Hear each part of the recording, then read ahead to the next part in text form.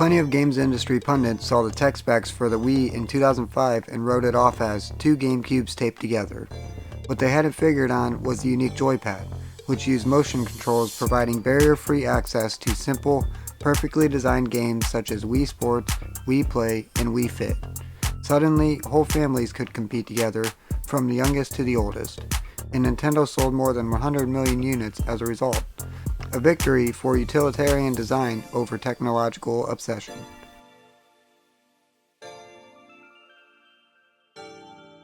With its built-in modem and hugely innovative controllers, complete with removable memory cards doubling as handheld game machines, the Dreamcast was a visionary piece of hardware, backed up by Sega's astonishingly creative first-party development teams. The machine saw an array of idiosyncratic titles: Jet Set Radio, Shenmue, Seaman, Rez, Phantasy Star Online, that either invented new genres or utterly revolutionized old ones.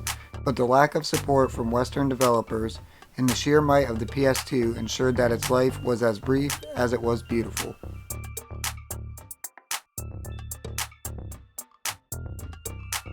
The follow-up to the interesting but flawed Wii U replicated that console's two-screen approach, but made its built-in HD display truly portable. The Switch is a brilliantly flexible home console, seamlessly switching local multiplayer between the living room and the world at large, somehow combining the genius of the Wii and the Game Boy. Its best games, Legend of Zelda Breath of the Wild, Animal Crossing New Horizons, Super Mario Odyssey, Mario Kart 8 Deluxe, Super Mario Maker, exploit the delightful peculiarities of this machine perfectly.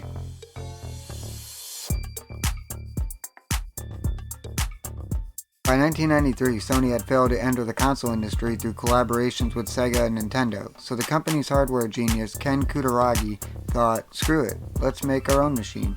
He designed an architecture that was powerful yet easy to develop for, and focused on pushing 3D shapes around the screen as efficiently as possible.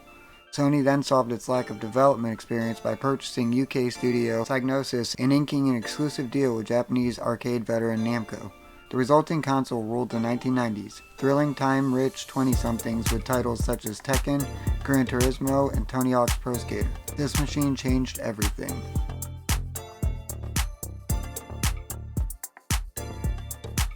It's an oft-repeated fact, but always one worth remembering. Throughout the 1980s in North America, you didn't play video games, you played Nintendo.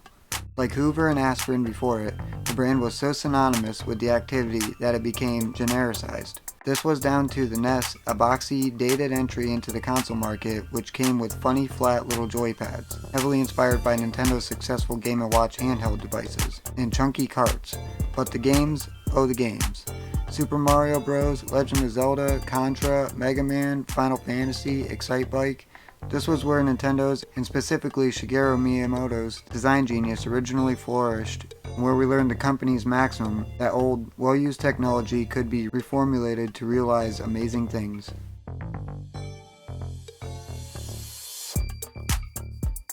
Based around similar tech as the Xbox One and launched almost simultaneously, the PS4 saw Sony concentrating on games rather than multimedia functionality, immediately winning the PR war against Microsoft with its excellent controller, vastly improved online infrastructure, and seamless sharing and streaming functions. It's an innovative system, and where it really wins is its embarrassment of first and second party gaming riches. Uncharted 4, Horizon Zero Dawn, Marvel's Spider-Man, God of War, Bloodborne, Death Stranding, all of them pushed at the possibilities of video games as a visual narrative medium.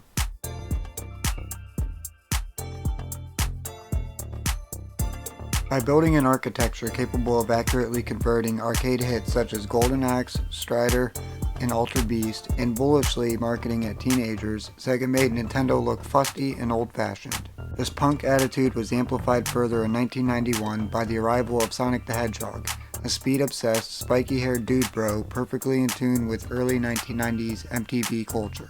The Mega Drive would go on to sell 35 million units and host a wide range of experiences from romantic role-playing adventures to real-time military sims. It wasn't afraid to be weird and loud and rude, and some of us related hard to that. In the process, for better or worse, it invented the whole idea of console gaming as a lifestyle and identity.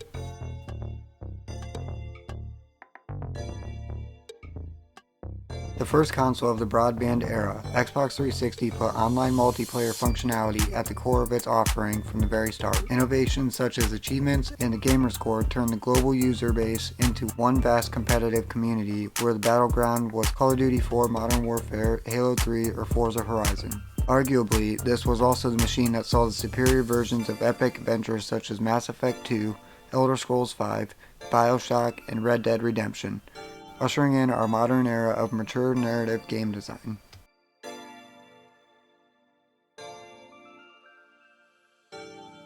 It's tough to win the console wars 2 generations in a row. PlayStation 2 didn't just equal the success of PlayStation, it became the best-selling console of all time, shifting 155 million units. Its utter dominance, its technical power, and its familiar development environment allowed studios around the world to be extraordinarily creative. This was the golden era that saw mainstream blockbusters Grand Theft Auto, Metal Gear Solid, Gran Turismo, Pro Evo Soccer, Burnout, and Ratchet & Clank come to fruition. But it also hosted idiosyncratic treasures such as Katamari Damacy, Ico, and Okami, and through the Guitar Hero and SingStar titles, it also became the post-pub entertainment platform of choice for a whole generation. This was where TV, movies, and music creatives all woke up and realized, ah yes, games are the future, we better get in on this. And then everybody did.